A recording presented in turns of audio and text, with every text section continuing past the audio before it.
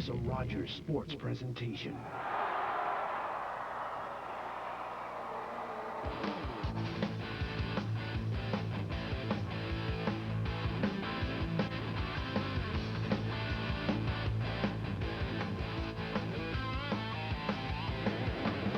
Good evening and welcome to Albert McCormick Arena in Waterloo. Tonight it's Junior A lacrosse action on Rogers Television. The KW Braves hosting the Whitby Warriors. I'm Jeff Hicks along with Ben Knight. And Ben, tonight we got a matchup of two teams at different stages in their development. First up, the Whitby Warriors. They are tops in this league, 18-1-0, and they're looking to put together a championship club. This is a tremendous club, Jeff. This is a great story. This is a group of players who've been playing together for the last 10 years or so. They were put together by the late Jim Bishop, possibly the greatest lacrosse coach who ever lived. They've already won the Minto Cup in 1997. Jim Bishop's not with us anymore, but they are playing on. This is their last year together, and they really, really, really want to add one more cup to it. Right now, they are awesome. Now the KW Braves, they're a rebuilding club, a lot of rookies on the floor. This year, right now, they're trying to keep their playoff hopes alive with a win tonight. What can we expect from them? It's a real uphill struggle for them, and some of their best players are missing. Aaron Wilson's banged up. I understand he will play tonight. Philip Parsons is off at school in England. Good luck to him, but it's a bit rough on the Braves. This is a team that pretty much has to win tonight and has to win on Tuesday night in Peterborough. It's going to be an uphill struggle both times. I think realistically they've got to look to last year, but this game's amazing. You never do know what can happen. Whitby might be a little flat tonight because they've already clinched first place. We'll see what happens. Well, we'll find out what happens in just a few moments. It's the Braves and the Whitby Warriors from Albert McCormick Arena in Waterloo coming up in a moment on Rogers Television. This sports presentation is brought to you in part by the Ontario Lacrosse Association and the Ontario Junior A Lacrosse Council, promoting the sport of lacrosse in Ontario.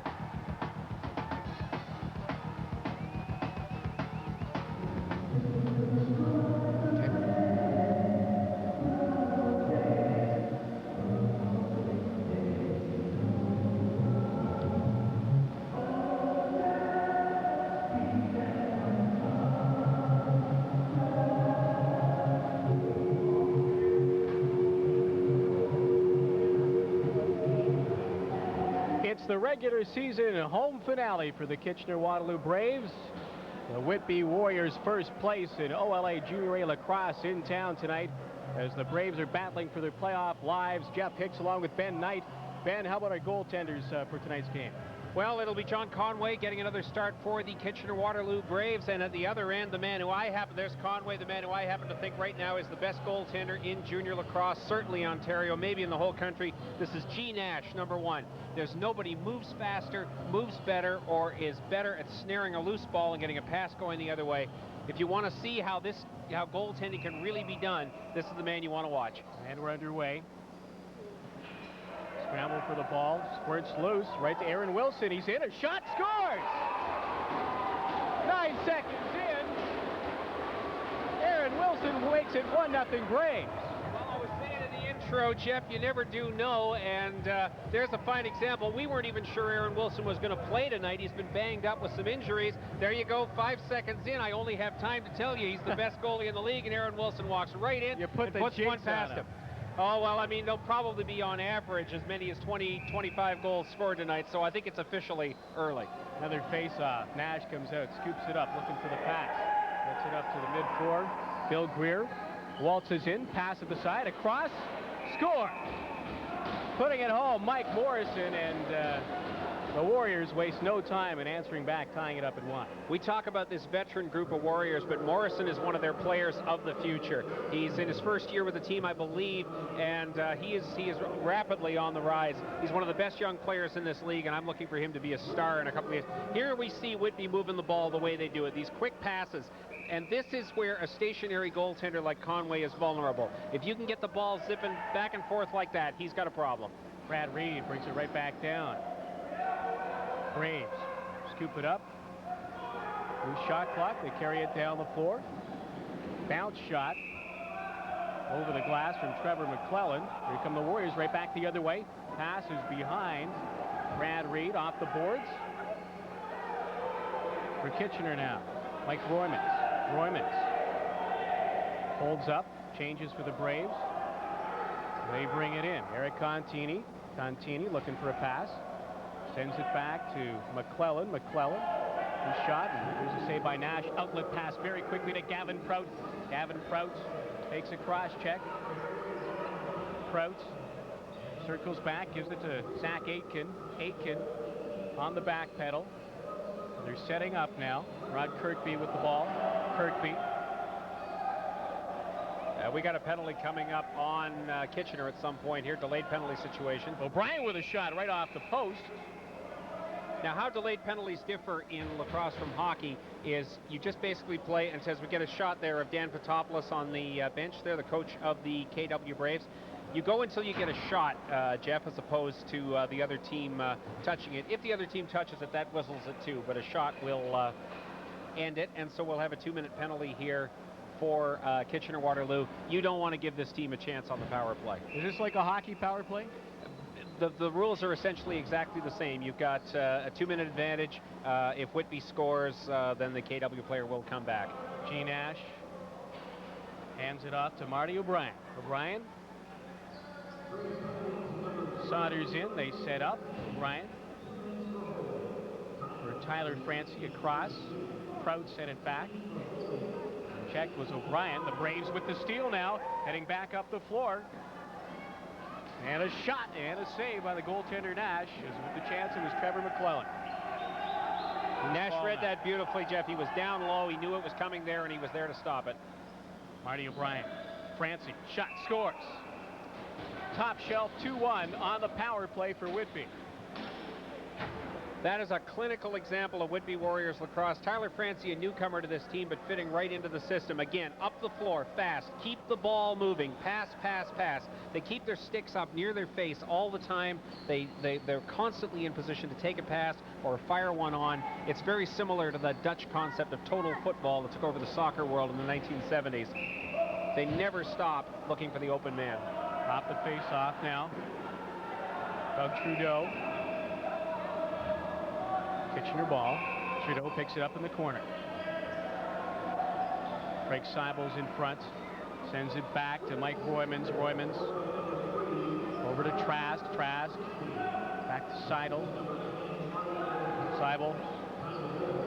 Good shot there, cutting across the middle by Trudeau. He missed the net. Here's Seibel though, far side, and a good save by Nash on the cross crease pass.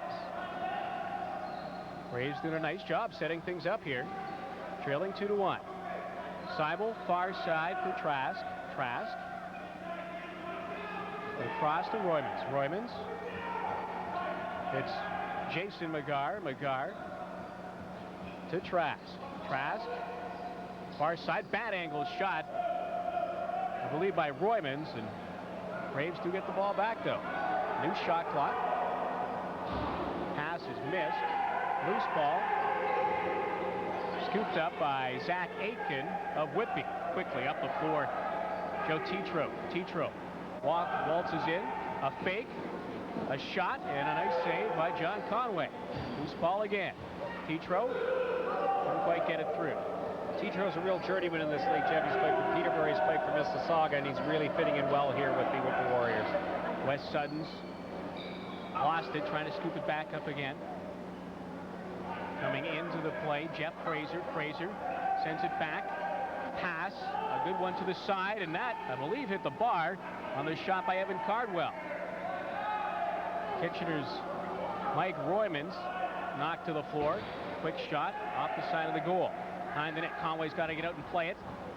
Right in on top of him was Zach Aitken. Conway now outlets it to Jason McGarr.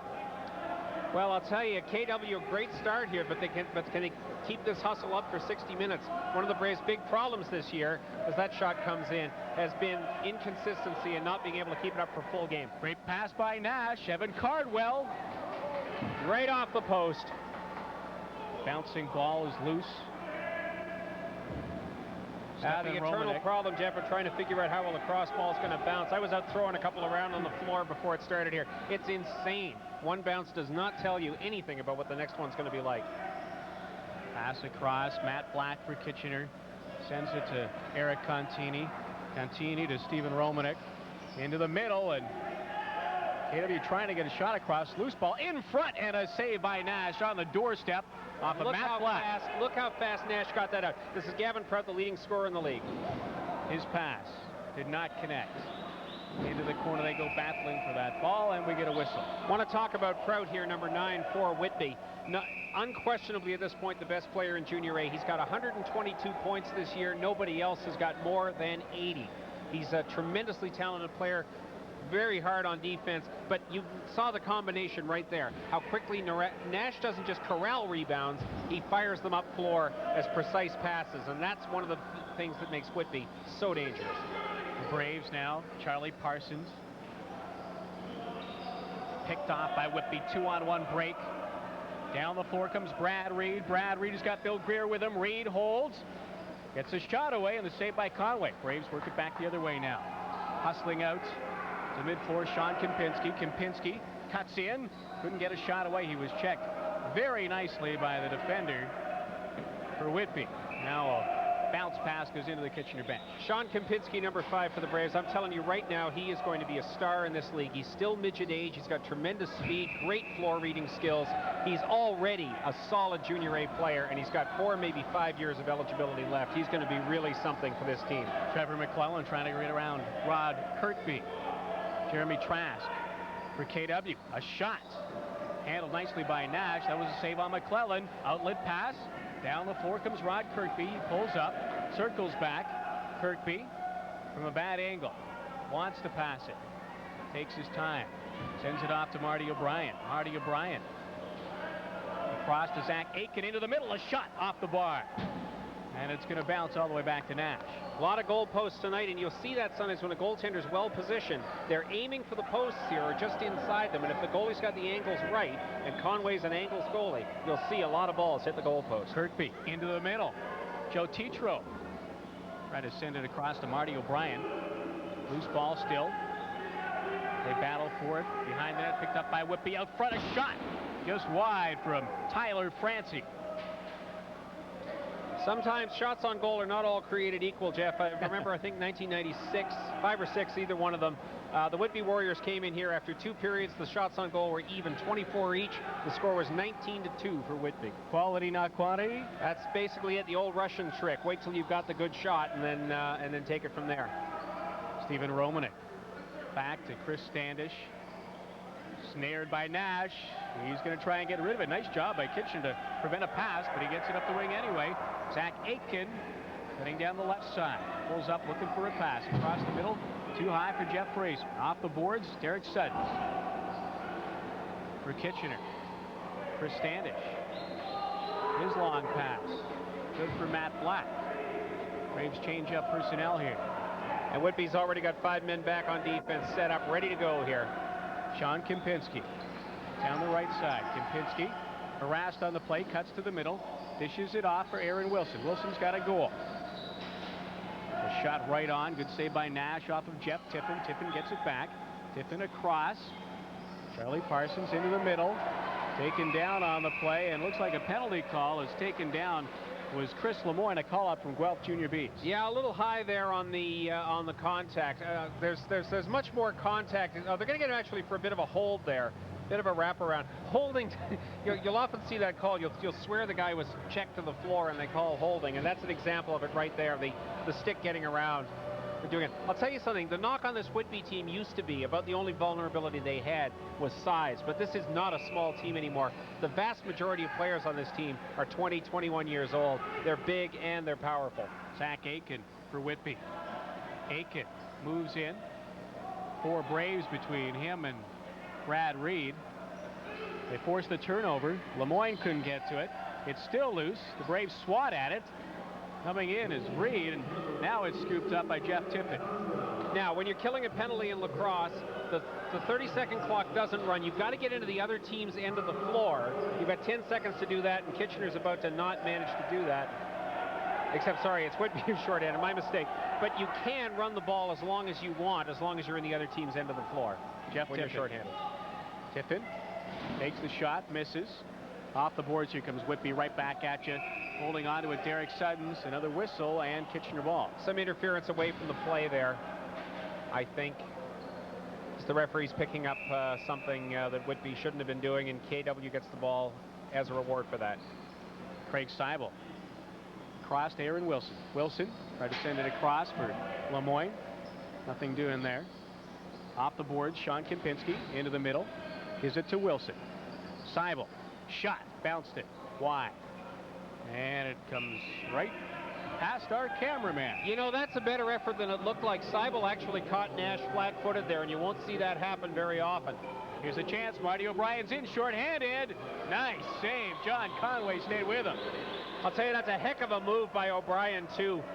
The book on Conway is get him moving one way and go the other. You usually need two people to do that, and O'Brien just did it all by himself. Trevor McClellan takes a shot. Scores! Hello! 2-2, and Nash isn't happy with himself as that bouncer got by him. Doesn't happen very often. Nash's anticipation is so good, but it's as we watch this play here develop, watch the actual shot when it comes. Now, I've mentioned this before. What's the best way to get a ball past a major league infielder? Say, what's the best way to get a ball by him? Short hop him. Get the ball right under his glove where he can't. Similar principle here. A goaltender is vulnerable down by his feet or down by his stick, particularly if the ball changes direction. Is it the same principle as in tennis? You hit it at the guy's feet at the baseline. That's pretty much it. It makes it hard because that's an area where it's hard to track what's going on. And it's where goaltenders tend to be vulnerable, and that's where they got Nash right there. Nash uses a small stick as well, a small net. It aids him in passing, but it doesn't hurt him at all. He knows how to make that small stick big. Proud with a nice feed to Brad Reed, but he missed the net. Sits on the back of the net. You'll often see some of the best passing goaltenders using that small stick. You'd think it would cut you down in terms of how much net you can cover, but the good ones like Nash have no problem like that at all. Braves control now, 2-2 game. First period. Cutting into the middle, Matt Black. Met by two Warriors. Eric Contini. Contini sends it across, cutting to the middle, Stephen Romanek, and he's knocked off the ball. Here's Nash with it, the outlet pass, a good one to Prout. Cutting to the net, Bill Greer from Prout. Greer's in. Is it a save? Where is it? Oh, okay. It's a goal. It got by Conway, and he tried to fish it out with his stick, but he knew it was back there somewhere, but it rolled over the line. And here it comes. Watch this. Conway's famous for not moving much, and there he is. He knows it's there somewhere. He tries to get it, and it just gets in. And again, lacrosse balls, you never know what they're going to do once they start bouncing, and there's a fine example of it. But the pass play was wonderful. Nash to Prout, and here comes Whitby again. Zach Aiken across the middle, couldn't hit. Tyler Francie. Loose ball again, scooped up. Joe Tetreault. Far side, Zach Aiken. Aiken with it, holding to the middle. Cutting in with a shot. Not a good one. He was checked, Marty O'Brien. Warriors leading 3-2 here. Cutting to the middle, Tyler Francie. Francie's got one goal. Sends it over. Zach Aiken a shot. Well, again, KW doing well to stay with the Warriors. The talent gulf between these teams is enormous, but if KW keeps playing this hard, there's nothing to say they can't stay with them. Sean Kempinski to Chris Lemoyne. Lemoyne, far side, that bounces over the boards. Whitby ball. Got to remember, just last week, 19-2, this Whitby team pounded KW. But also last week, Whitby went into Toronto. I'll tell you this in a second. A team that's really struggled this year and is in 10th place. Whitby had to score 3 goals in the last minute to send that game into overtime, and they won on a fluke goal. So you never do know. The Warriors have only lost once this year to Six Nations. They lost to Six Nations. I was at that game. The Arrows ran up an early 8-3 lead and then coasted. It ended 8-7. Whitby won the return match a couple of weeks ago. Those two teams have a great rivalry, and if they meet in the final, you're going to see some wonderful lacrosse. Loose ball scooped up by Kitchener, now lost again. Battling for it. Derek Sutton's captain of the Warriors, right in there with Jeremy Trask of KW. Check that was Charlie Parsons of KW. Now you're not allowed to jostle when the ball's loose, and that's what the call is here. Kitchener's being awarded the ball because one of their players got hit. We see some of the fans out here tonight at the greenhouse, the Albert McCormick Arena in Waterloo. And this is a positively frosty night for lacrosse. By Albert McCormick standards, it's not too sweaty in here. Yeah, the humidity's only about 80%, and the heat's probably about 80 degrees, and it's just fine. Jeff Fraser Shot saved by Conway. Bounces in front of him, scoops it up, hands it off to Craig Seibel. We traveling lacrosse fans refer to this place as the greenhouse because of the glass roof and the unbelievable heat in here most nights. KW now. Jason McGar behind the net. Out front. Good chance, but Mike Roymans couldn't stuff it home. Whitby right back the other way. Jeff Fraser on the gallop. Trying to get by his man. He does. He's in.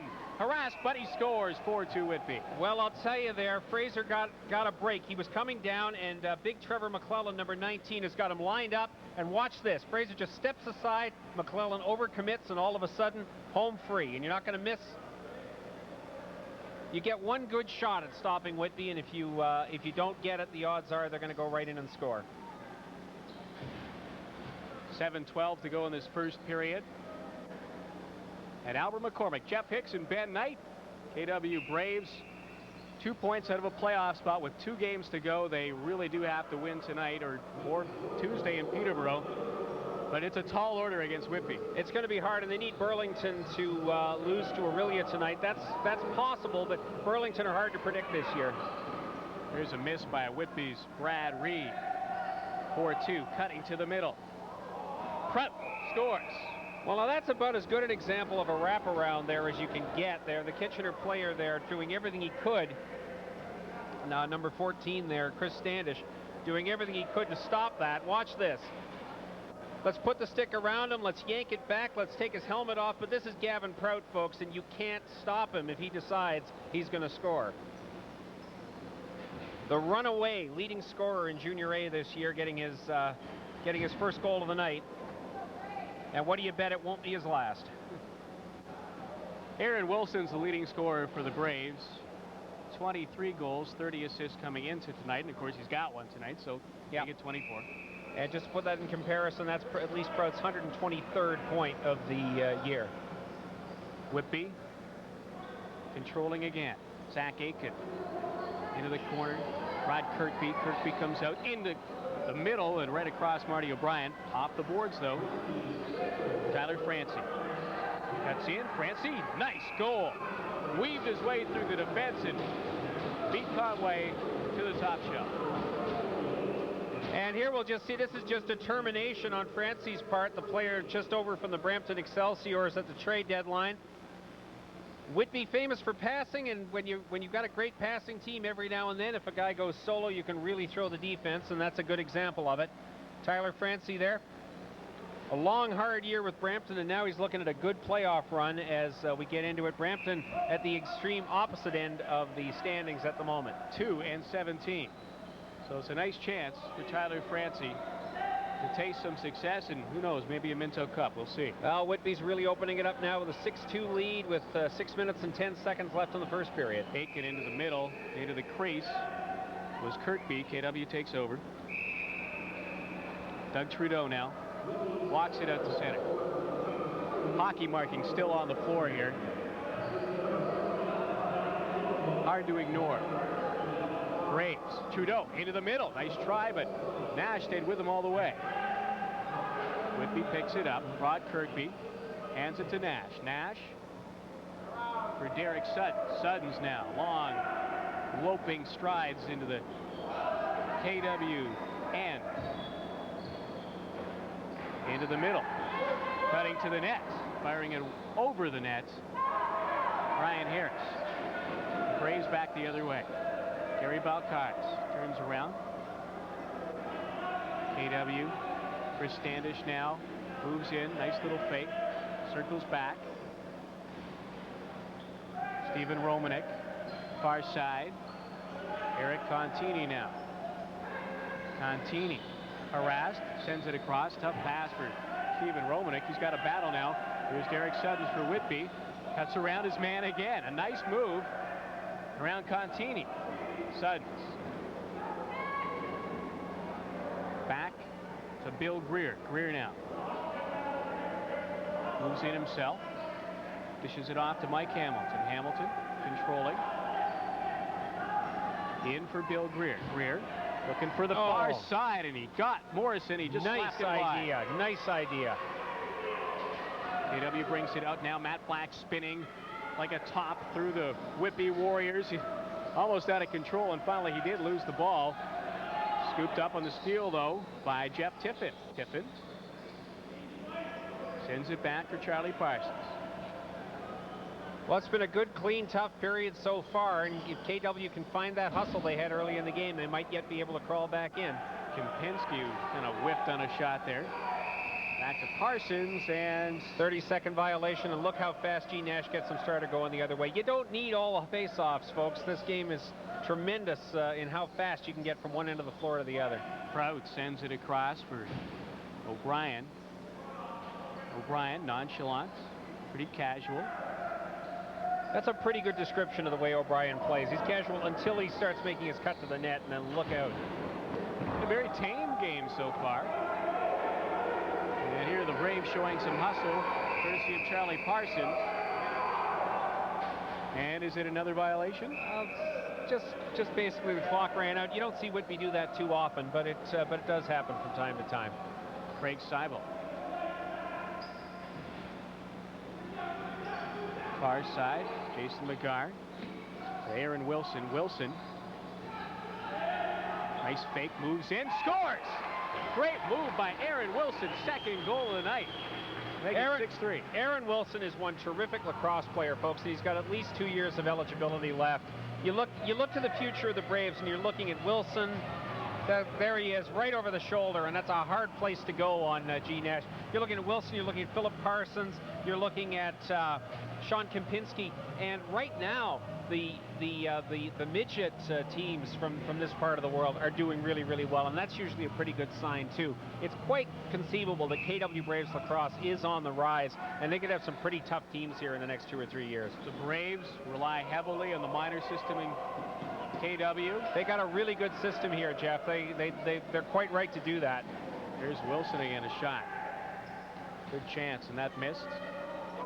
Rolling off a check, Chris Standish. Down low, a shot. And I believe a save of Nash on Mike Roymans. Just a great play by Roymans even to get that shot off, Jeff. Evan Carnwell off the glass, right to Aaron Wilson. Here's where the Braves have to capitalize. When Whitby makes a mistake like that, you've got to cash it in. Nice feed to Chris Standish. Off the glass, Dave Schenkel couldn't handle it. I just want to mention that this Whitby team now is coached by Bob Hanna, who's also the general manager. He is one of the great executives of this sport, and he will be our first intermission guest. We'll be talking to him about the history of this team and how it looks going into the playoffs. These Warriors are a very special story, and we'll get Bob Hanna to tell you all about it during the first intermission. Braves now in control. Doug Trudeau around the left corner, behind the net. Nice pass out for Stephen Romanek. Romanek trying to get free. Romanek harassed all the way. Protects the ball. Tried to get a shot or a pass across rather to Dave Schenkel. 30-second violation. Nash doesn't waste any time. Long lob, a beautiful pass to Prout. He's in, scores. The best goalie to the best player, right there. It really is as simple as that. There is no goaltender in Junior A lacrosse in Ontario who can get the ball up the floor as fast as G. Nash did. And that time they went end-to-end. Prout gets it right here. He gets around his defender, watches the edge of the crease, knows exactly where he is, knows where the open spot's going to be, and it's another goal for the Whitby Warriors. And that pass was bang on, almost the full length of the floor. I mean, there are quarterbacks who can't throw a football that accurately. And it's no accident. And the impressive thing is Nash always keeps his passes low. You get in Whitby, in the home building, they've got a very high ceiling. In Six Nations, they've got very low rafters. And you get, as we see a young assistant there on the Whitby bench, so often when you get a high rafter goalie like Nash in a low rafter building like Six Nations, he can get into trouble. He's already worked it into his game. All his passes are low to the floor. Here he is, Prout. Lopes in, Prout. Pulls up, pass across. Couldn't be handled by Bradbury. Turnover on the gallop now. Trevor McLeod rolls off a hit from Prout. Prout is right on him, though. Knocks the helmet right off his head. And boy, whenever you turn it over, you want to get right back there on the D. You have to, because Whitby's not going to waste any time getting it down the floor. Nash to Kirkby.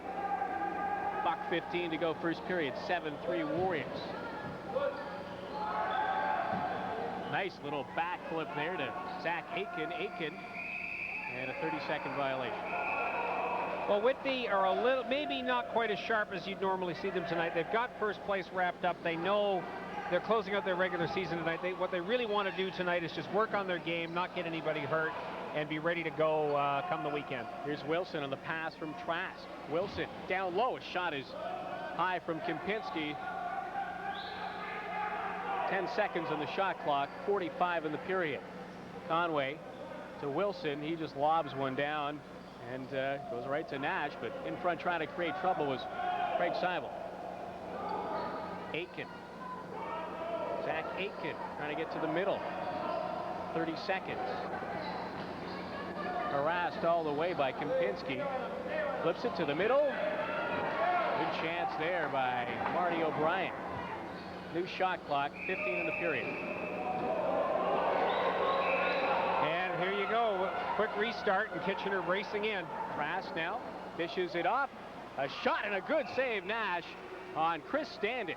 Now what you just saw there is the ultimate refutation of the old cliche that lacrosse goalies don't make saves. That was a beaut. 5 seconds in the period. Bad angle shot from Sutton, scores!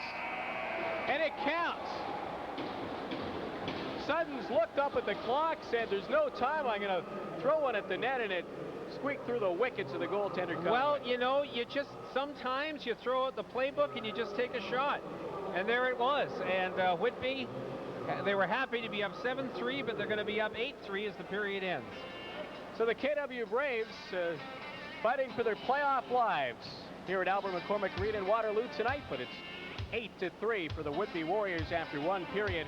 Coming up in our first intermission, Ben Knight's going to chat with the coach and GM of the Warriors, Bob Hanna. That's coming up in a moment as Junior A Lacrosse continues on Rogers Television.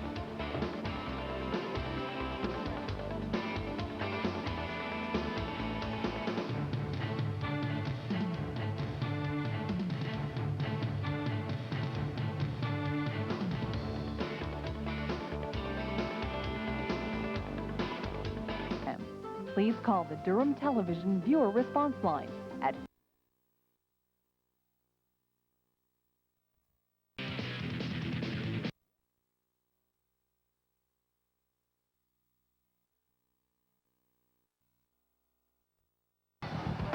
Back here live at the Albert McCormick Arena in Waterloo after one period, the Whitby Warriors 8, the Kitchener-Waterloo Braves 3. Well, we told you the Warriors were good, and joining us right now, coach and general manager Bob Hanna.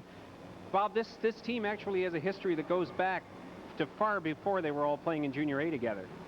Yes, it does. The core group of this team goes right back to about novice when they started with Jim Bishop, and they played through novice, Pee-wee, Bantam, midget. Basically, as a group, there's about 10 or 11 of them left, and they won many minor championships at that level. Now, of course, we lost Jim Bishop in the off-season in that unfortunate car accident, and I just wonder now, the team won the Minto Cup in '97, came up a little short last year, that surprise upset to St. Catharines. With everything that's happened to this team, they're playing so well this year. How are they dealing with it, and what do you think is going to happen to them down the road? Well, they're dealing with it very well, and obviously everybody is dedicated to winning this year, and that's part of it. And how we'll do down the road remains to be seen. Now, you've got two players particularly who really strike me as being outstanding. Gavin Prout this year just running away with the league scoring title. In the major games he played in the playoffs for Brooklyn last year, he practically dominated up there too. How good is this kid? Gavin's one of the best I've ever seen. He's a superstar, and yeah, we think he's going to win the scoring championship. I think he's ahead by about 40 points right now. Yeah, and he added a few more there. G. Nash, your goaltender, also strikes me as a pretty extraordinary talent.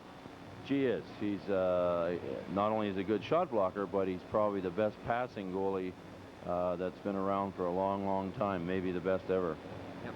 I noticed now, as you go around the league, you get extremes in the difference of heights of the roof here, and a lot of goaltenders in a building like Whitby, where you've got a very high ceiling, goaltenders tend to take that into account when they're passing. I noticed that Nash's passes are all really low this year. Did someone teach him to do that, or did he come up with that on his own? No, that's a result of a lot of work with Jim Bishop, and yeah, G passes them low on a line, or he can pass them up over a guy's head, whatever is the best pass. That's usually what G does. Now, when you inherit a team like this, do you just do you bring in your own system with it, or do you just encourage them to keep doing what they've been doing? They obviously had a lot of success under Jim Bishop. No, we've changed things a little bit with the coaching staff we have with Marty Gallus, Jeff McComb, and myself. But basically, we all believe in a fast break system, which we're not doing that well in the first period. And that's the system Jim ran, and that's the system we ran. So we're not changing anything very much. What we are making is maybe some minor or subtle changes. People are looking ahead and wondering what the Whitby Warriors will be like when this group of players graduates after this year. I look out on the floor and I see young players like Mike Morrison, and I think you're going to be just fine. Yeah, we think we'll have a very good team next year because we have about 11 guys left, some in their second year, and like Morrison, Hamilton, Frazier, guys like that in their first year. There's 2 or 3 players playing Junior B with the Green Gales that probably will be with us next year. There's 4 or 5 midgets with the Whitby team that will more than likely be with us next year. So we'll be a pretty good team next year. We won't be as strong as this year, but we'll still be a pretty good team. You've had a couple of terrific games with the Six Nations Arrows, including the only game that Whitby's lost this year, which happened down in Six Nations. Look ahead for a minute. If you do happen to meet them in the final, what kind of a series are we going to see? Oh, it'll be a barn burner because both teams match up very well, and both teams like to run, and it'll just be a great series if both of us are fortunate enough to get that far. But there's a few other teams we have to get by first. Indeed. Thank you very much. That's Bob Hanna, the coach and general manager of the first place Whitby Warriors, who are looking great going into the Ontario playoffs this year. At the end of one period here at the Albert McCormick, it is Whitby 8, Kitchener-Waterloo 3, and we'll be back with second period action right after this.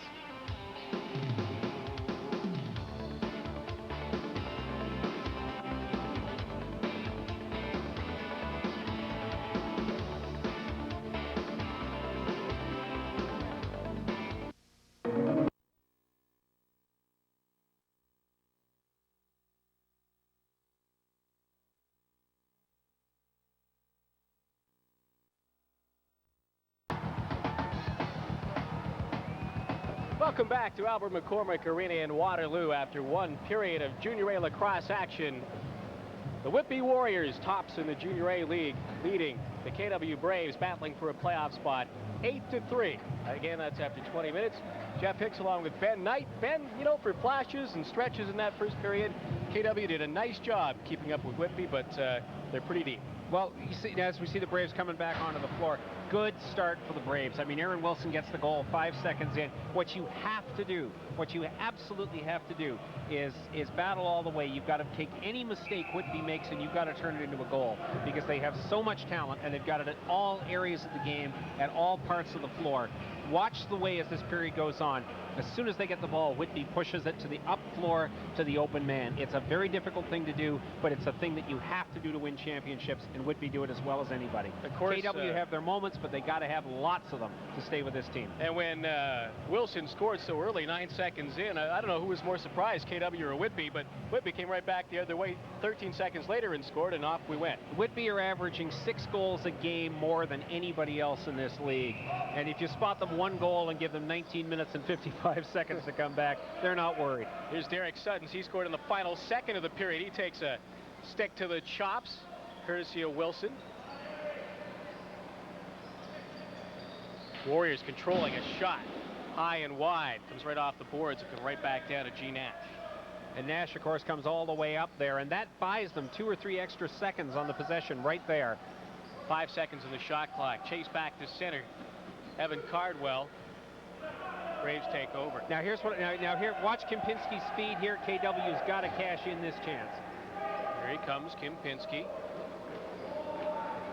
Hands it off to Doug Trudeau. Trudeau looking for a pass. Trudeau takes it himself, spins away from one man into the corner behind the net.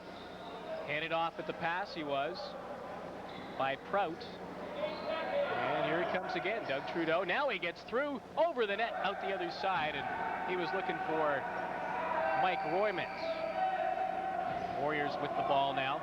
Pass from Nash up to Suttons. Suttons back to Prout. Prout there adding 3 points in the first period to his league leading. He's up to 125 now, and I don't know how Madalena's doing in Burlington tonight, but unless he scores 45 points against Orillia tonight, the scoring race is over. Warriors into the middle. All alone at the doorstep, and I guess just stepping into the crease there, perhaps was Brad Reed. Is that the call? Yeah, I believe that's correct. And Brad Reed, by the way, number 32 for Whitby, in my opinion, one of the most underrated players in the league. He's not one of the big-name stars, but I'd take him on my team anytime for his hustle, his power, and his stick skills.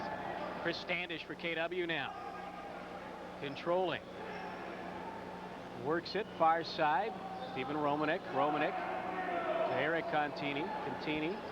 And looked like went right through the stick there of Matt Black. Black gets it in the corner, tries to feed it out front. Intercepted by Whitby. Lob pass. On the hop, Gavin Prout in the corner. Got to wait for some help to arrive, and he heads back with it. Fresh shot clock working now for the Warriors. Marty O'Brien. They'll just be patient now. They want... They're going to play for the good shot, but mostly what Whitby want to do is just keep in control of this game. Braves take over now. Eric Contini hustling down the floor, far side. Chris Lemoyne too hard for Kempinski, and here's Nash looking for the long pass. Hits his man beautifully. Marty O'Brien gets it down there and sending a shot wide. Was Zach Aitken. Warriors controlling. Aitken now into the middle, off the bar, right over the goaltender. That chance by Tyler Francie. Now there, Kitchener lost of communication there, and that's going to cost them about 10 seconds on the clock. They've only got 16 seconds left as they come over center. Cutting to the middle. Kempinski trying to get a shot. He does. New shot clock. Lemoyne kind of tackles his man there. Penalty call coming up. Rodeo-style takedown there on Marty O'Brien. As there we get another look at Bob Hanna, the coach of the Warriors, and we thank him very much again for being our guest in the first intermission. It's always nice when a coach can take time out to come and talk to us. Francie across into the middle. The Warriors here just controlling, trying to get the best chance they can.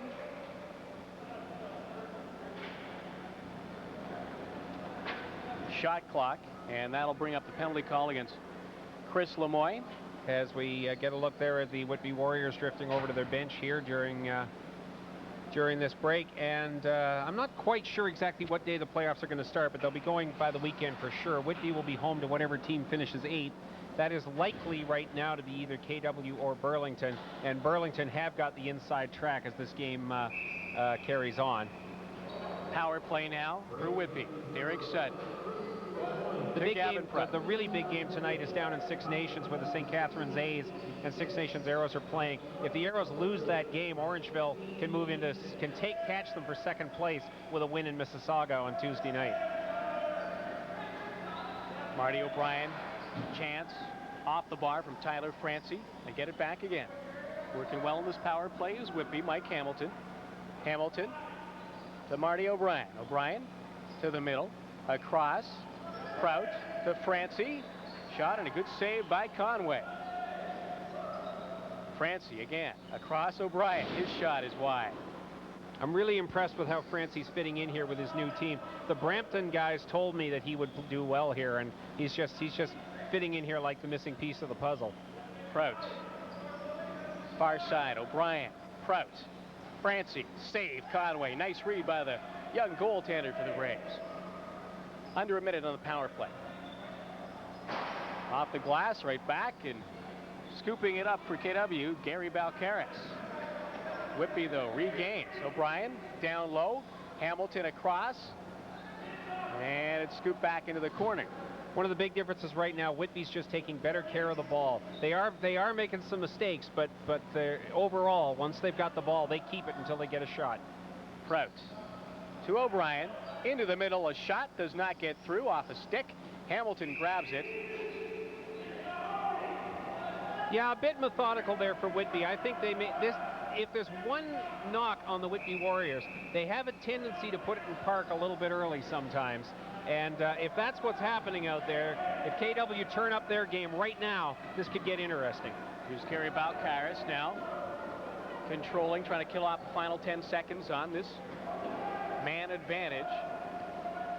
Stolen though by Whitby. Here's Hamilton now. Hamilton racing towards the goal. Hamilton takes a check, a shot. Conway had it blocked off. That's another real good young player, Mike Hamilton. Lacrosse fans, you're going to be seeing a lot of him in the coming years with the Whitby Warriors. G. Nash caught straying from his goal, sends it into the penalty box. Goalies are fair game, Jeff, once they get out of the crease. I thought everybody was fair game in lacrosse. Well, goalies do get a little protection in the crease, but once they're outside, they're the same as anybody. Stephen Romanek had a nice chance there for KW. He grabs it again along the sideboards. Romanek looking for a pass, sends it in the middle, and a nice one-handed catch on that pass by KW's Doug Trudeau, but it all for naught. I think they decided. I don't know if they decided that Trudeau was interfering, or yeah, he slid into the crease. That's the call, of course. It might have been pushed though. Well, you know. Joe Tetreault. Lacrosse is a tough game that way. They don't really care all that much about why you get into the crease. Dave Schenkel now for KW. Leading the charge. Missed his man Contini, and here's the Warriors back the other way. That pass was behind Evan Cardwell. Bounces, and John Conway grabs it. Conway. To Contini. And we're getting a look there at Mike Hamilton on the sidelines there of the Whitby Warriors. Trainer looking at him there. It took a bit of a knock. I'm sure he'll be back, though. Charlie Parsons now working for KW, trying to weasel his way in the corner. Parsons now gets it back, takes a shot that is blocked. Loose ball taken by Jeff Tippett. Charlie Parsons. Parsons, long rolling shot at the end of the shot clock, and Whitby brings it back the other way.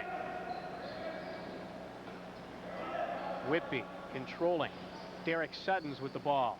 Good pass to Gavin Prout. Suttons heads to the middle. Now it's handed off.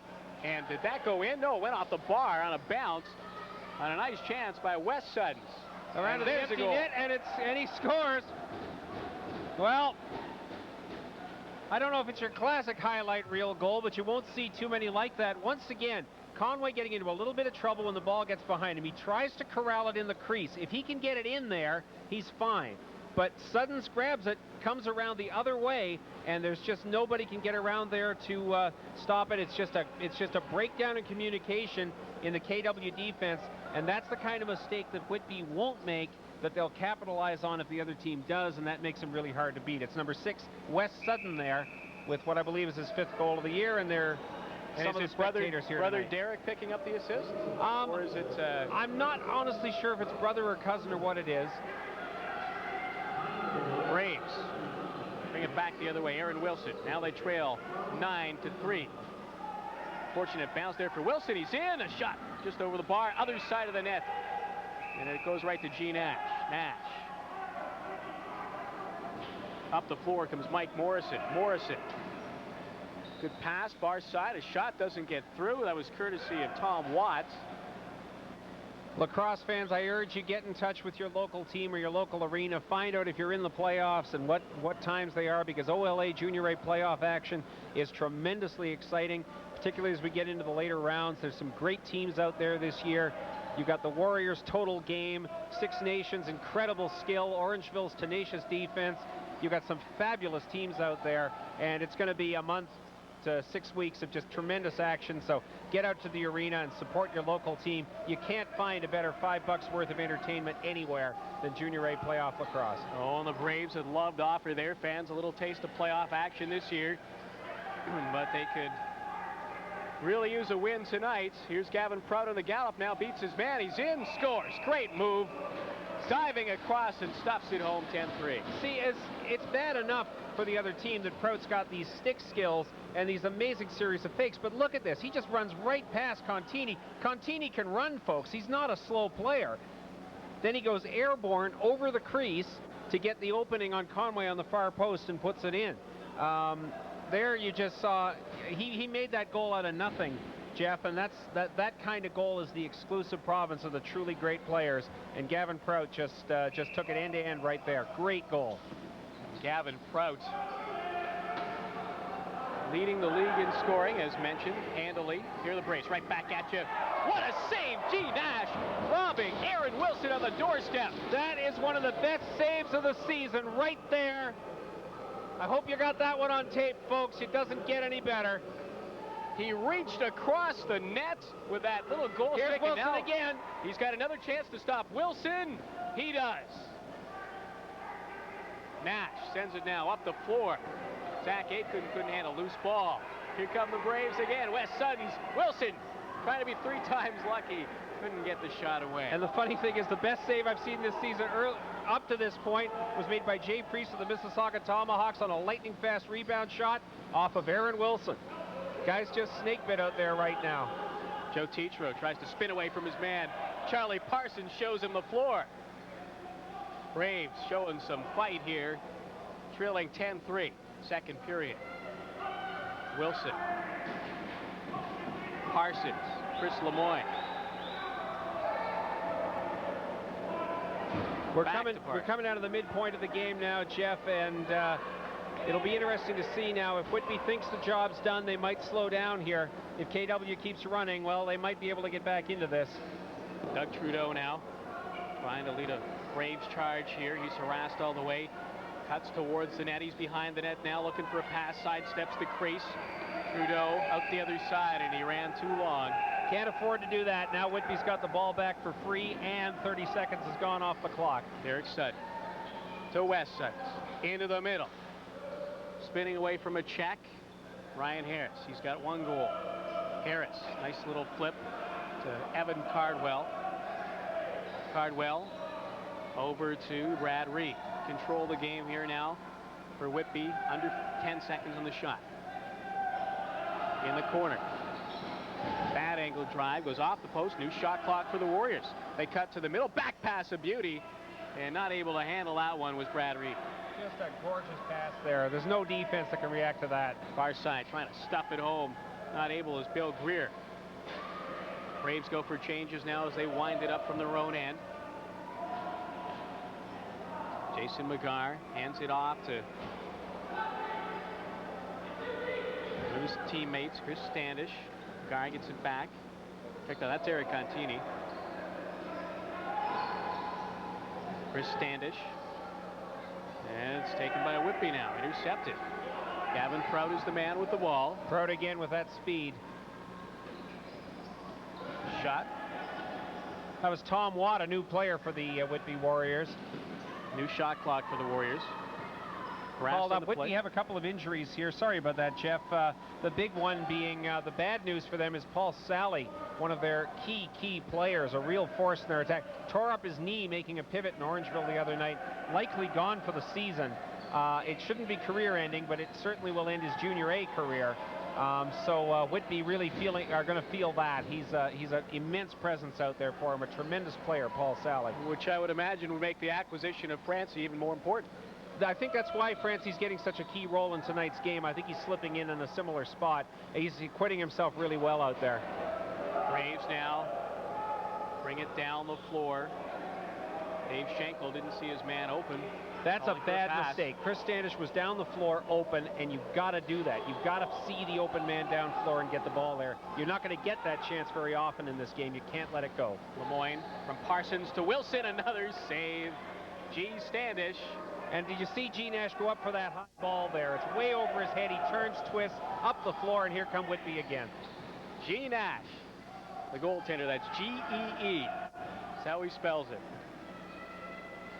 Here's Aaron Wilson again. Loose ball. He's still going after it. 3-on-1, though, and the Warriors pick it up. Here's Derek Suttons. And those long strides up the floor. Marty O'Brien into the middle. Couldn't hit his man, Evan Cardwell. It bounces back. Warriors half of the floor. 15 on the shot. Suttons to the middle. Loose ball in the crease. Conway's got it. Conway. You see by contrast there, Conway a lot more deliberate in his movements. He can do the same things with the stick as Nash does, but Nash just does them faster than anybody. Sean Kempinski down into the corner. Mike Roymans, assistant captain. Gary Balcaris. Jason McGarr for the Braves.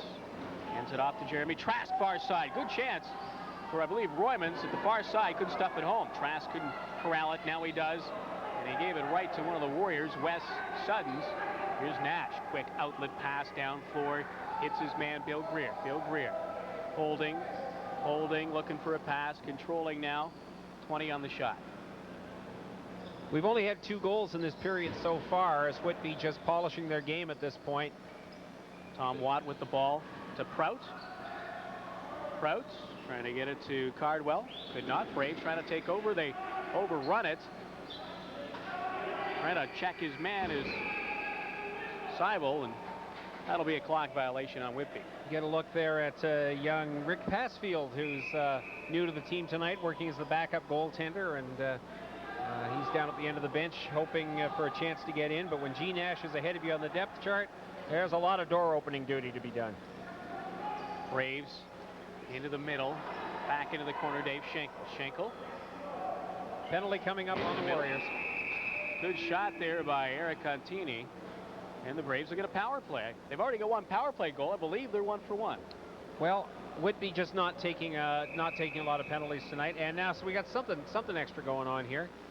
Let's check and see. It'll be a slash call on Mike Morrison, the terrific young player for the Warriors, and we'll see if we can pick that up here as you see the ball coming across, and just watching it there. A good, yeah, hack, and I think, yeah, here it comes, bang. And in baseball, that'd be what, a nice single into short right field there, advance the runner to third. Here it's a slashing penalty. So the goalies come out and get some water.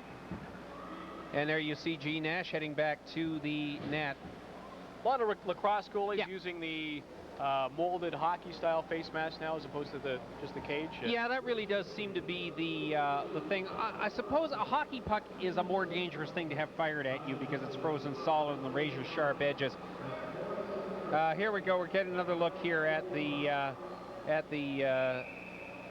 so there's the save right there, and you see G. Nash reaching back into the empty net. I can't stress how many goaltenders can't do that, Jeff, and his reading is so good. I've seen him make astonishing saves. He can get down on his knees and get his shoulders back and forth across the net faster than any goaltender I've ever seen, and that includes in major. Shorthanded chance now for Whitby. Saved by Conway on Bill Greer. Another shorthanded bid here. I'm sure if Nash wants, you'll see him in the National Lacrosse League, and I have no doubt he's going to be a star there. He is a tremendous goaltender. Here is Gavin Prout, wasting some time. $1:20 to go. Whitby's a man down. And again, when you're shorthanded in the other team's end, you can go for a run as long as you want. Whitby might even not want to score in this situation. What they most want to do, similar to the NFL when you got a lead, burn the clock as much as you can.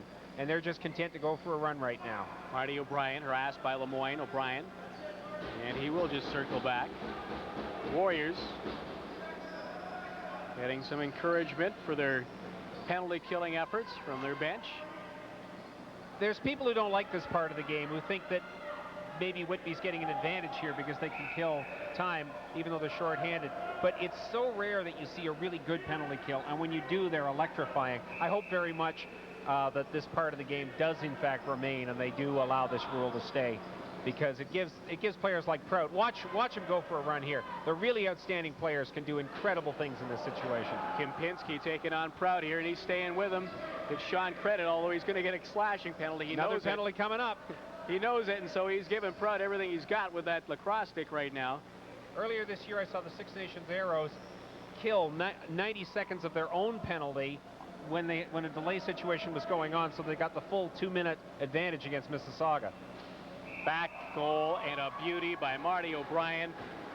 John Conway still doesn't know what happened, but what a move, cutting across, and didn't even let on that he was going to take a shot. Marty O'Brien has tremendous behind the back and over the shoulder skills. Like I say, he sort of stays on the outside and sort of plays a casual game. Then he comes in and bang, behind the net. He's got Conway thinking right post, and then he goes behind the back to the left post. And that is great lacrosse right there for Marty O'Brien. Shorthanded goal. In 7 ticks, it'll be a Whitby power play. Marty's dad, Tom, one of the most knowledgeable lacrosse fans you'll run into as you go around the circuit there, as we take a look at Dan Fotopoulos, the coach of the Braves. And he and I have had many spirited arguments over the years over the merits, the relative merits of the Warriors or the Six Nations Arrows, who are a team I admire an awful lot. And right now the Warriors are just looking electrifying. Braves have got to find some intensity here, get back in this one at least again with some intensity, if not on the scoreboard. This is possibly, if not likely, their last home date of the summer. Well, if they do somehow manage to get in, if they get the win in Peterborough on Tuesday night and Burlington loses and they get the tiebreaker, you're looking at what they've got to look forward to, because they would draw Whitby in the first round of the playoffs. So it'll be more of this. Best 4 out of 7, and Whitby will be possibly a little bit more motivated that night than they might be tonight. Wes Sutton's in front for Derek scores. Beautiful goal. Conway was looking for him to come out the other side. It was half an empty lacrosse net, and we'll make that 12-3, 13-3. I mean, the thing to think about now, I mean, this game, realistically, I mean, we know who's going to win this game now, but you've got two fascinating stories out here. The Braves, okay, it's got check time for them because this season is reasonably all but over. But there's a lot of young players here, and what they're seeing here is what they're up against in the years to come. How to raise their game to the level where they can take on Whitby even up is their challenge right now.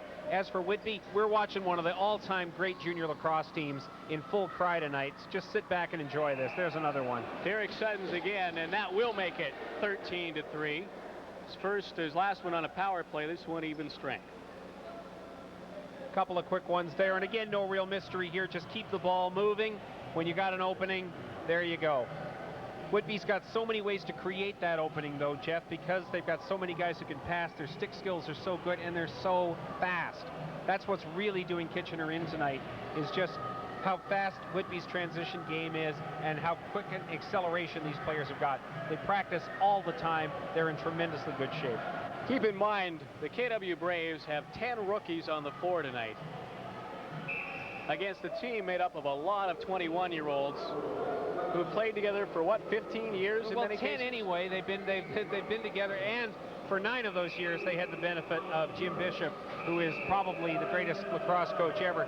The man won his last national title in 1997. He won his first almost 50 years before that. Think about that, winning championships for 50 years.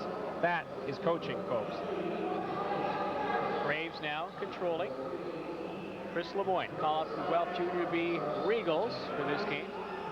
Back and just off the stick of Chris Standish. Standish bats it back towards the Whitby goal, but it's picked up by the Warriors. Here they come. Bill Greer in front, takes the pass. Good move, but off the bar. A lot of moves there, and Conway just stood his ground, and that was exactly the right thing to do there. Dave Schenkel, stick knocked out of his hand. Prout picks up a loose ball. Well, he tries to anyway. Now he does, with Lemoyne all over him. Prout dipping and diving across. Tom Watt scores. Prout to Watt, make it 14-3. Gavin Prout did something incredibly intelligent there.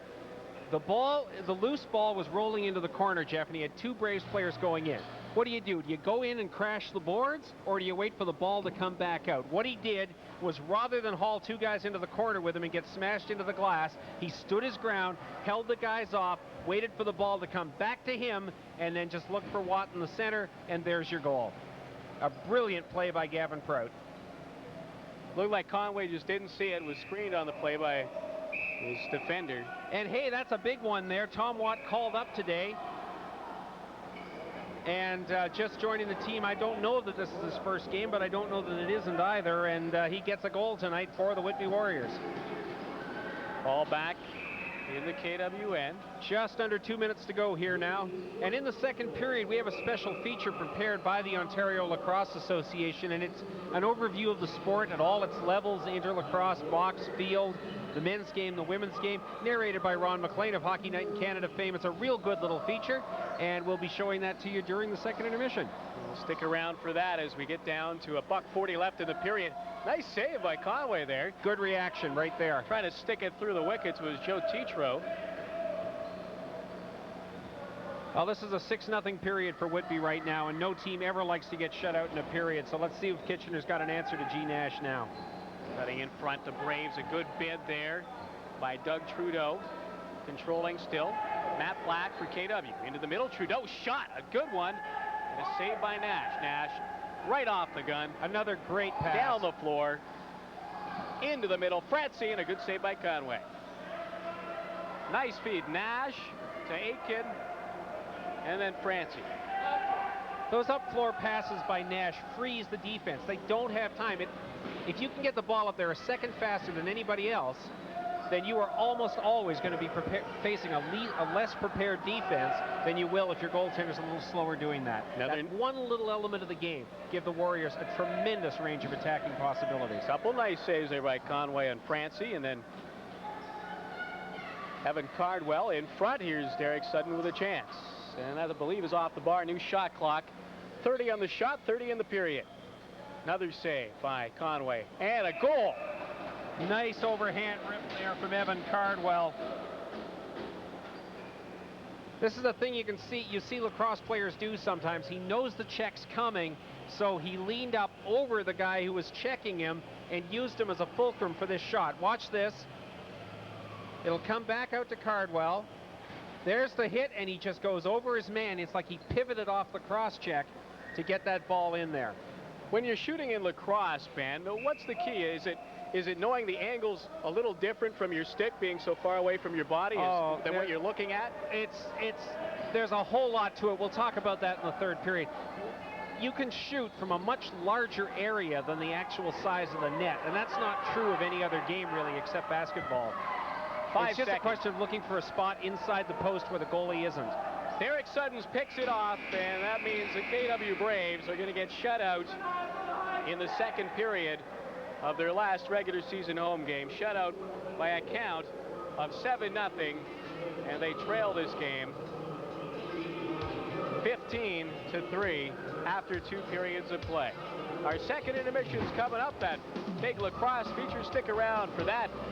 We'll be back with the third period as KW Braves Whitby Warriors OLA Junior A lacrosse action continues on Rogers Television.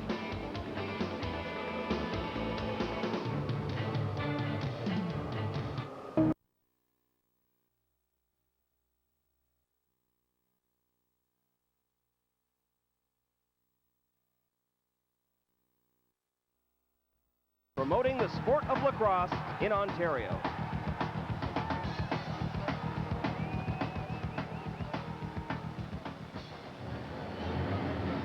Welcome back to Albert McCormick Arena in Waterloo after 2 periods of play. OLA Junior A action. Whitby Warriors cruising to a 14, make that 15-3 lead over the KW Braves. Jeff Hicks and Ben Knight. Ben, we're about to see a feature on the sport of lacrosse, and lacrosse has got many variations. It's changed over the years. There's box lacrosse, which we're seeing tonight. There's field lacrosse. But the history of the game is it goes on for centuries. It goes way back into the mists of there we are. This Ben, and there's Jeff. Goes back into the lost mists of.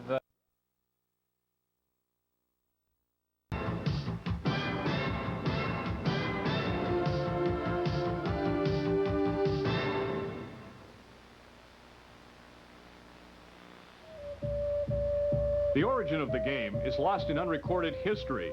We do know that lacrosse was played by the Indians 500 years ago with sticks and a deer hide ball stuffed with animal hair. In 1840, the Mohawks and the townsfolk of Montreal got together for the first game between native and newcomer.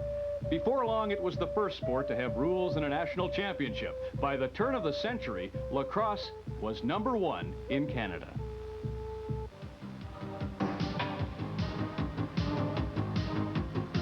Today, lacrosse is played harder and faster than ever.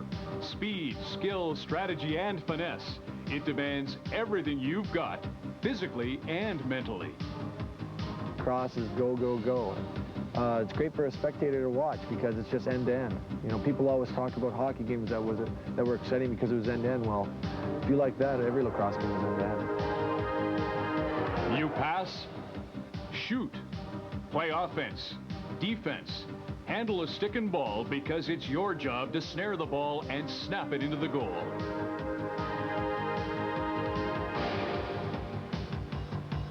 In Ontario, more than 400 teams are playing under the banner of the Ontario Lacrosse Association. They're playing hard. They're having the time of their lives in all 4 forms of the game. Interlacrosse, men's field, women's field, and box lacrosse. This is the lacrosse version of sandlot baseball, interlacrosse, the way a lot of kids are introduced to the game. It's played with modified sticks and balls, and there are special rules for safety. Best of all, it's a lot of fun. Field lacrosse is played outdoors on a large field with 10 players on each team. Men and women play the game flat out. The women's game is non-contact and has its own set of rules.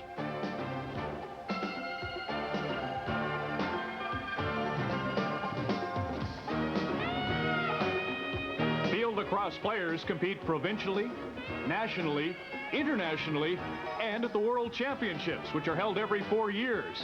And Canada is ranked among the best in the world. Not only do the best players go on to compete internationally, many Canadians are studying at major U.S. universities on lacrosse scholarships. Gary Gate, Syracuse. The scholarship I believe that I have is worth about $17,000 American a year, and there's no way I could afford it. So it was nice, and it was a privilege and an honor to be asked to play down there. But if you want to be among the best, you've got to start young and develop your skills in minor box lacrosse. Usually the best players start at the age of 4 in the peanut division. That gives the children, both boys and girls, the opportunity to play together. And as coaches, it's our job to ensure that we put the fun into the game.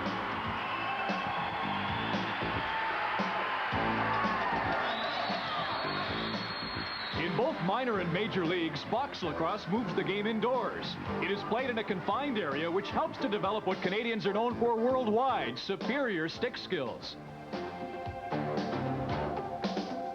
Box lacrosse demands the team play and finesse of basketball, the speed and hard hitting of hockey. The result is a sport that's uniquely Canadian.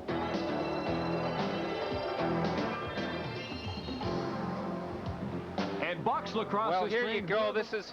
This is Gavin Prout now breaking around the defense and scoring the goal of the night so far here. That's Eric Contini, and he's got some speed, folks, trying to catch up to him. Prout in full cry. This guy is running away with the scoring title in the OLA this year. That's 6 points tonight. That takes him up to, I think, 128.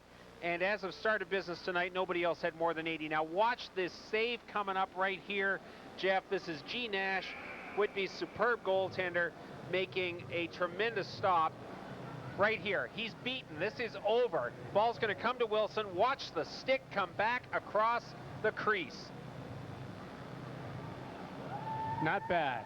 That is not bad. Tiffin and Wilson couldn't believe it. G. Nash was gee whiz on that one. I'll tell you, Nash is the star of the game to me tonight. I mean, Prout may have the 6 points, but Nash has been astonishing in goal. And again, the thing that he gives the Warriors that no other team's got, he can turn a shot into a breakaway in the other direction in under a second and a half and make it look routine. In your estimation, what's Nash worth in a game in terms of a goal differential? Wow, it's hard to say. Whitby are scoring 6 goals a game more than any other team in this league, and he's setting them up on a half dozen breakaways a night. So, you know, you tell me, it helps. He makes an enormous contribution to the Whitby offense, if only because he gets the ball up faster than the other team can set up on defense. And that split-second difference, there it is. And there you see the Whitby Warriors well on their way to 19-1. This is their final game of the regular season tonight. Six Nations in Orangeville, that's still in doubt for second place. And there you see the Braves. They're down in 9th at the moment, 2 points behind Burlington. They're pretty much going to lose tonight. They've got one more chance against Peterborough. It's a long shot, but they could still find themselves in the playoffs. But if they do, it'll be these Whitby Warriors that they'll be playing against. And the best they can hope for if they don't win tonight is a tie for that final spot. They'll have to win in Peterborough Tuesday if things hold up tonight. Here we go. Here come the Braves. Sean Kempinski knocked to the 4. Derek Suddens. Suddens to Nash. Here's the pass. Evan Cardwell. Cardwell into the middle. A shot from Wes Suddens, and there's a save by Conway. Yeah, Conway again having a good game tonight for Kitchener.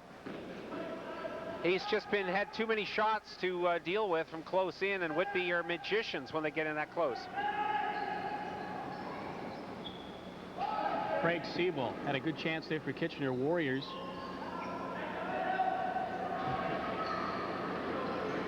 Controlling now.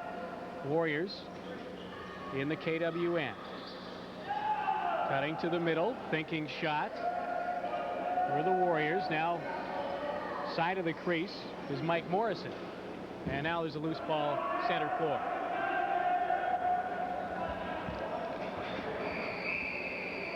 And again, time just sort of running down there. Now we're going to see what Kitchener may not have much to play for tonight, but there's a lot of players here trying to measure themselves against one of the best teams in the league. And there's a lot of pride going on out there too. KW want to play well this period. They want to try to maybe even win this period, give themselves something to think about in the off season, because they're going to be a much better team next year. But there's always going to be a Whitby or a Six Nations or an Orangeville to really stand in the way, and they've got to learn how to play, and this is where you really learn, is against the best teams, and that's what they're facing tonight. He does expect this KW Braves team to be much improved next year. Guys that have taken their lumps this year will be back next year and recommitted to this team, and they'll be ready to put on a show. But there's going to be some good teams next year too. But the Braves. Plus, Fotopoulos is a very knowledgeable coach. Jeff, he really knows this sport well, and he's got a lot to teach these guys, and he's got a lot of enthusiasm too, and that's contagious if you get the right group of players. Here come the Braves back the other way now. There's Standish. Standish trying to fake around one man. He does. Standish is in. Couldn't get a shot away. Penalty against Whitby. Delayed penalty situation now. Conway chugging to the bench.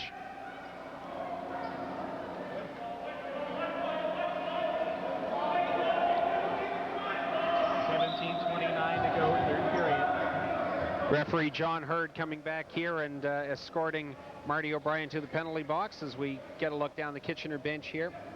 15-3 for the Whitby Warriors here. It was 19-2 when these teams played in Whitby last Tuesday. Final regular season game for Whitby to Peterborough on Tuesday night to close it out. Power play for the Braves now. Barry Balcaris in the corner. Balcaris. Charlie Parsons back to Belcaris, far side for Lemoyne. He missed it, and Lemoyne sends it back to Jeff Tippett. All right, we're just having some technical problems with Jeff's mic, so I'm going to take over and do the call here while we're sorting this out. And that was Chris Lemoyne getting the shot in there. Nash dishes it right off to Zach Aitken, and we come back the other way now. The Whitby Warriors pumping it up the floor. Proud up there.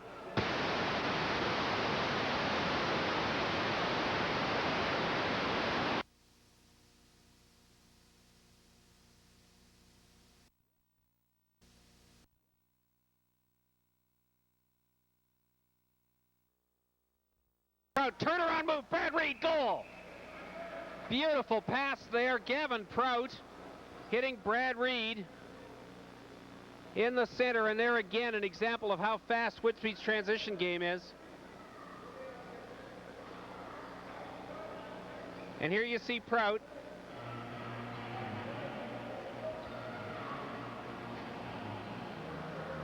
And again, it's dished over to the center to Brad Reed, who again I think is one of the most underrated players in this league, and he's there for the finish. And it's now 16-3, and again we're still experiencing some technical difficulties here with Jeff Hicks, who has done a great job calling this game up to this point. And I'll be very happy to pass it back over to him. Let's give it a try here. Jeff Tippett sends it into the corner. Charlie Parsons for Kitchener. Charlie Parsons controlling. Parsons to Tippett. Tippett looking for a shot or a pass. Sends it across. Okay, and again we're still having some problems. G. Nash caught that one in his mask, pumps it up the floor now to Gavin Prout. Prout takes on 2 defenders, and it comes loose, and Jeff Tiffin corrals it for the KW Braves. 14 minutes, 30 seconds to go here. 16-3 for the Whitby Warriors. This is Chris Lemoyne, the Junior B call-up in the center. Knocked away there, number 7, Derek Suddens. Pumps it up floor. Break there for Zach Aitken, and the shot goes wide.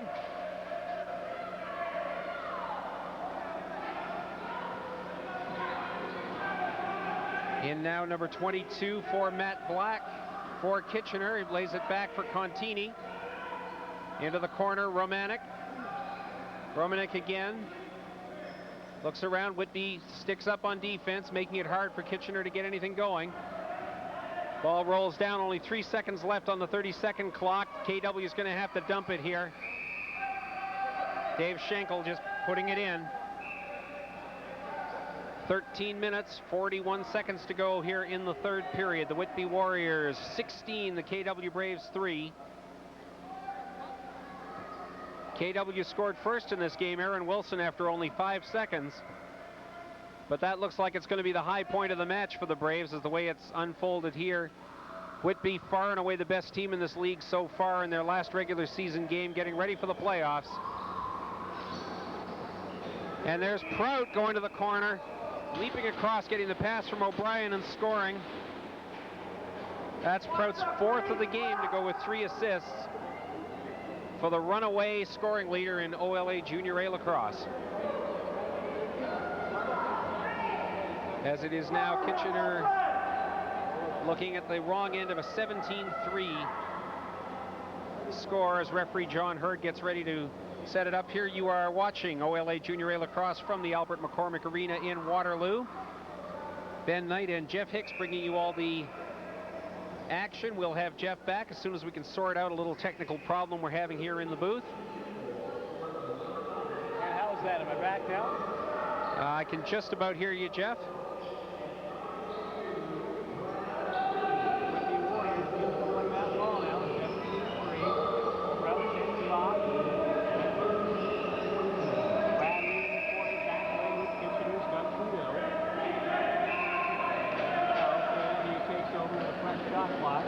About 13 minutes to go in the 3rd period.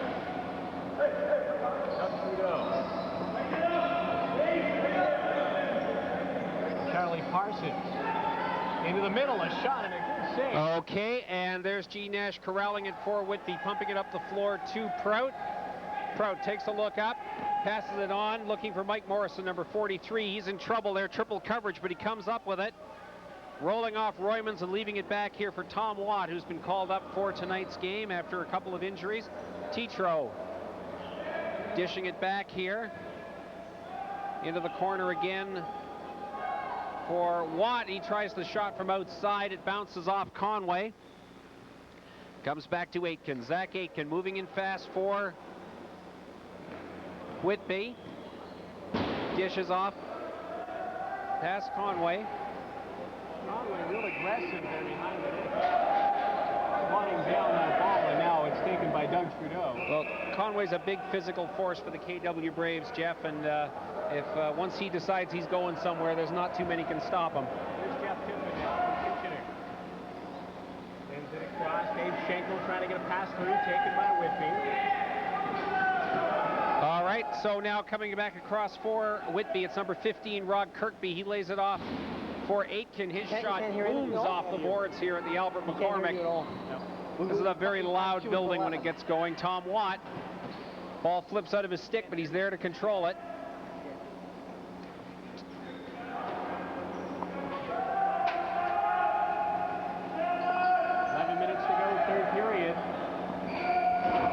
John Conway scoops it up for KW. Braves have not scored since the 1st period. Love to get their confidence going here with something. In the corner, Chris Lemoyne for KW. Hey, Jeff, welcome back. Oh, it's nice to be back. Actually, I've been here all the time, you know, just listening to your fine job. Here's Trevor Francie. Francie harassed all the way. He's in. Missed the net. Penalty call coming up, though, against KW, and it's going to go against number 3 Eric Contini, and some life from the Braves fans. They don't like that call. Yeah, well, not much choice here. Contini, the man's got the angle on him, and all Contini can do is just get a piece and hope for the best. And he just wraps it around there, and you're not allowed to do. Trevor Francie looks like he's having the time of his life playing with his Whitby club. I guess he feels like he's been let out of prison after getting out of Brampton. Well, I'll tell you, the Brampton Excelsiors are a team with a great tradition, and it really means something to play for them, even when they're struggling. And Tyler Francie has been with them for a long time, and they've struggled during those years, but you can tell he still was very proud to be a member of that team. He'll take this, though. I mean, first place is a big improvement over 11. Power play for the Warriors here. Jeff Fraser. Give and go with Joe Tetreault. Fraser hits it back to Tetreault. Fraser, Tetreault, Fraser, far side. Shot, scores. Jeff Fraser. Power play goal. Chalk up number 18. Well, the Whitby Warriors are serving notice tonight, folks, as this game goes out live in both Durham Region and Kitchener, that they are the team to beat as the Junior A playoffs begin. They've only lost one game this year. It was down in Six Nations against the Arrows.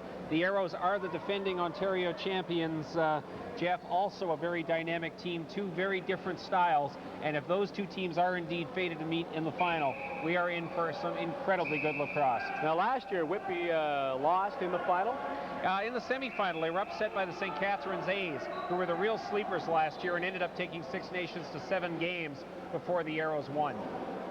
KW Braves, time running out on their chances here in this game. 10 minutes to go. They're controlling.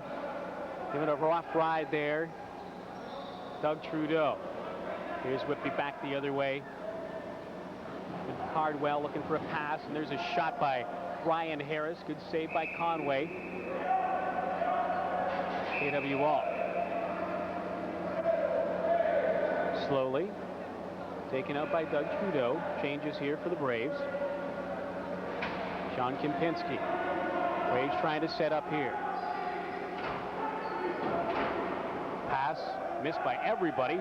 Picked up off the rebound by Wes Sutton. Suttons runs into the KW zone. A shot in close by Evan Cardwell, and that is scooped up by John Conway.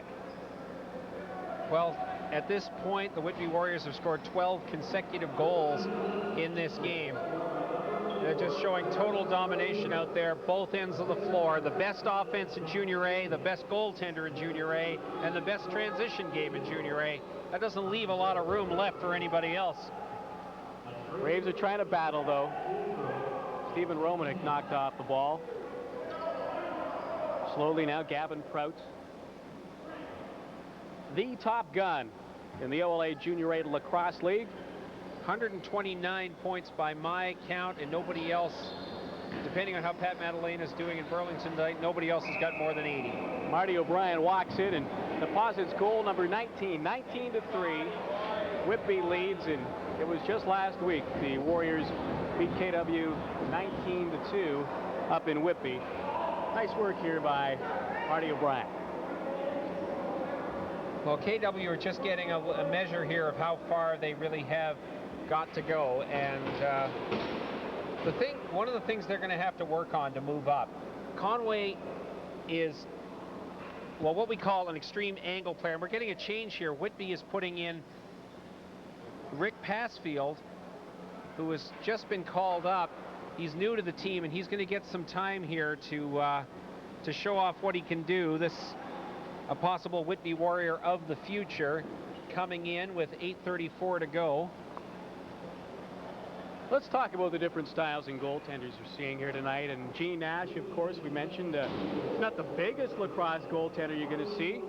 Whereas John Conway, he's the kind of lacrosse goalie you think. He's huge, he covers a lot of net, and he's not as quick, though, as Gene Nash. No, Conway's whole game is playing angles. What he does is he sets himself up as a barrier in front of the net. He figures where the shot is coming from and just stands his ground. He doesn't make a lot of effort to make saves because that's not his game. What isn't the problem is you've got to have the defense in front of you, attacking on the sides and limiting the other team to the head-on shot from outside. That's Conway's bread and butter. If Kitchener's defense can attack and force play to the center, then Conway's going to be an outstanding goaltender. And there we see what Kitchener's looking at, a trip up to Peterborough on Tuesday in what will be an absolute must-win, unless Burlington beats Orillia tonight, at which point it's all over in the playoff race. But Kitchener can't have a goaltender like Conway if they don't set up the defense for him. And that means a lot of hitting, a lot of double teaming the ball, leaving the outside shot for Conway to handle. If they're not going to play that kind of defense, Conway is going to have nights like this against creative defenses that can just take advantage of the fact that he's just not mobile enough to cover to get across on the crossing play. 8.5 to go, third period, 19-3. Whitby Warriors leading the Braves. Out of the corner, Matt Black for KW. Charlie Parsons back to Black. Black spins away, has the ball knocked loose. Goes into the side, though. KW couldn't come up with it, taking away Bill Greer. Greer, a pass, Gavin Prout. Left side, into the middle. Trevor Francie thinks better about the shot. Gets it across. Tom Watt with it. Watt takes a shot. It's bouncing around in front of the crease. It's still loose, scooped up by Charlie Parsons. And the Braves will try and set something up here. Now, one of the things I want to do is take a moment in here and thank, on behalf of Rogers and everybody here, thank the KW Braves for the tremendous effort they have done to turn the Albert McCormick Arena into a broadcast facility. Nobody thought of that when this place was built. A lot of time, a lot of effort, and a lot of money has gone in to setting up broadcast facilities here. It's a tremendous effort by the team, and it really shows a desire on the part of the Braves to popularize this sport and let people see the kind of exciting, non-stop, end-to-end action that you get in this game. And on behalf of Rogers, I want to thank everybody involved in the organization for making that effort.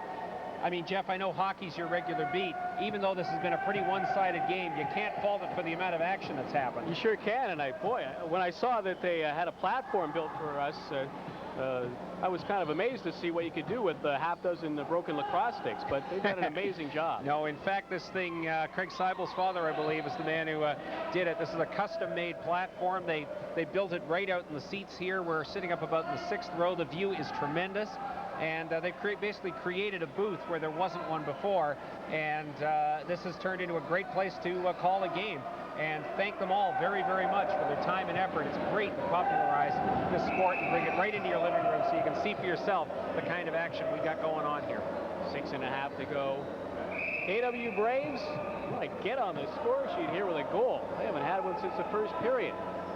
That's a tall order against this Whitby team that is intent upon tuning up for the playoffs. The Braves see if they can get it done here. Gary Balcaris around his one man, and we're going to turn it back to Whitby. What's the call there, Ben?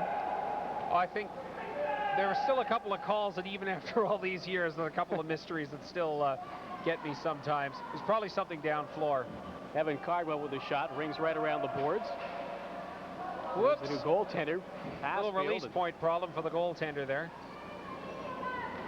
Here come the Warriors. 10 on the shot clock. Dancing into the middle. Pass cross crease. A shot just wide. Good effort there from Ryan Harris. Set up by Jeff Frazier. Shot clock is done. Braves will take over here. As the 30-second clock runs out, and KW would love to get a couple of goals here to close this out and give them some momentum to take on the bus up to Peterborough on Tuesday. Craig Seibel walks in trying to set something up. There's the pick. Trying to spin around in front. Lost the ball. The goaltender, Passfield, reaches in there. And now everybody's poking at that loose ball.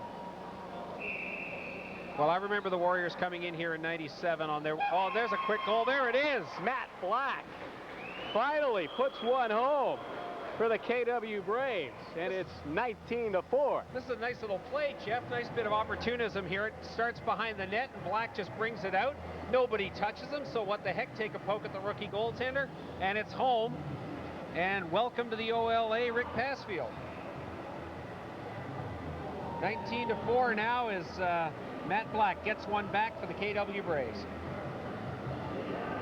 The Braves are back on the scoreboard. Back in black, you could say. Except the Whitby's wearing black, the KW's wearing white, but never mind. Brown's the traditional color for Whitby, but back in brown might not be what you were trying to say. Not in the fashion-conscious, promotion-conscious late 90s, it isn't. Here's Whitby looking for another goal. Marty O'Brien against Charlie Parsons. Loose ball, bounces to Bill Greer. Bill Greer walks into the middle.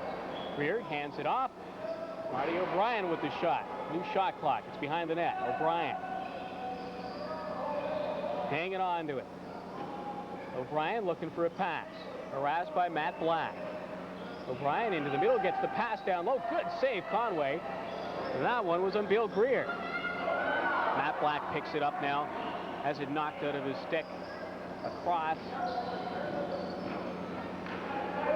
Slash there. Seibel. Gavin Prout, he gets a clear shot. It doesn't get through the big goaltender Conway, though. And Prout there waited the longest time to find a man open, and he just rolled off and streaked in. That's again how dangerous he is. He is one of the best passers in the league, but in fact he's leading the league in assists. But that time he just decided to roll off and take it himself. Doug Trudeau right to the floor. Nice pass. Right from his belly, got it across to Eric Contini. Chris Lemoyne into the corner. Picks it up off the boards. Ball bounces away, though, and here he goes. Here's number Prout 9, all alone. Gavin Prout. He's in. Off the bar. Hit the post. To the left of John Conway. And KW going with a line change instead of pushing the ball forward. You notice how Whitby isn't doing that. They're playing a one-line system. Sometimes you'll get a team playing 2 lines where they'll have an offensive line and a defensive line, and then you've got Whitby where everybody does everything.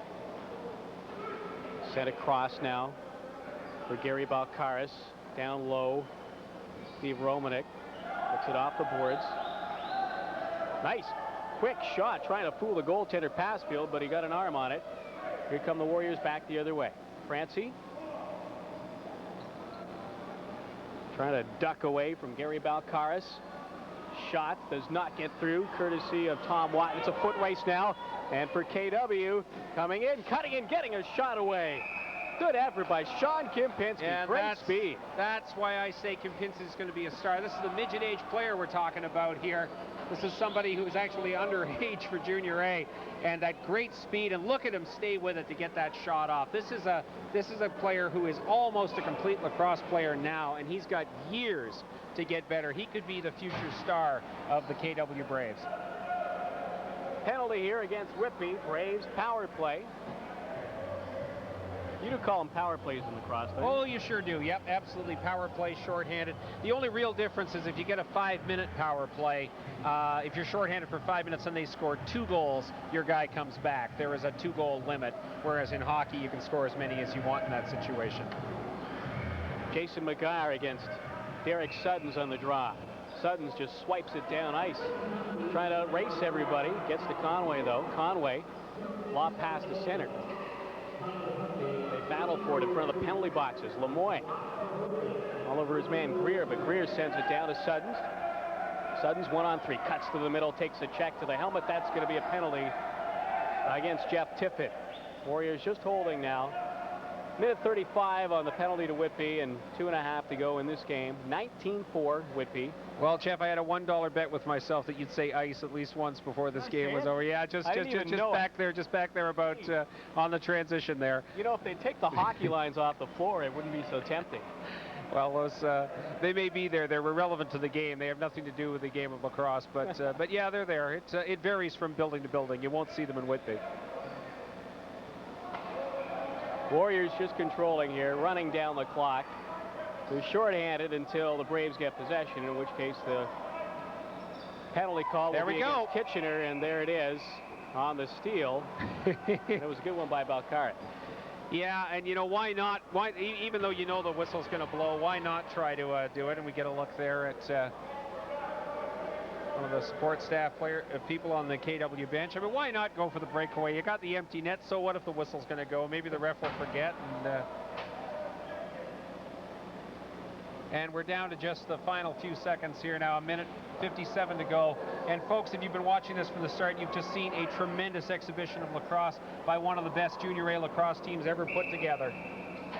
The Whitby Warriors. 1999 Whitby Warriors are in full cry going into the playoffs, and they're looking really, really tough to beat. 97, they won the Minnow Cup. They sure did. Last year, disappointment in the semifinals, OLA. This year, it is the swan song for this group of veterans that have been together so long, and they want to exit with a championship. They sure do, and they were under the influence of the late, great Jim Bishop, and there's another goal. Jeff Fraser puts it home, 20-4.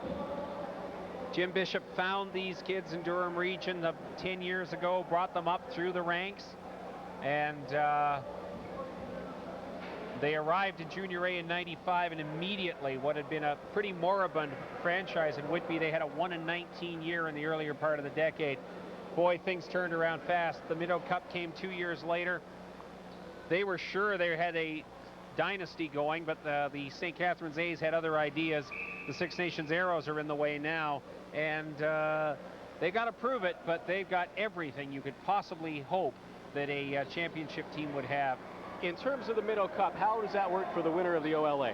Basically, this year, the winner of the OLA will stay home and play a best-of-7 series against whoever the British Columbia champion is. They'll fly in here, and that'll be played, I believe, in late August and on into early September. So there's a long way to go. It's a 20-game regular season, but you got to win 16 playoff games to win the Minto Cup.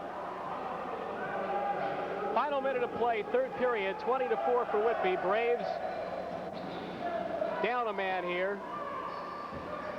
Craig Seibel working hard, trying to generate something here. Here he comes, Gavin Press. He's got a free path to the net. He passes off the post, a good chance. Marty O'Brien almost made it 21, 34 seconds to go. Well, for KW now, they've got to win. They've got to hope that Burlington lost at home tonight to Aurelia. We don't have that score for you yet. And then they've got to go up and do something about the Peterborough Lakers in Peterborough on Tuesday. Jeremy Trask with a chance there for KW. 20 seconds in this lacrosse game. Francie down low.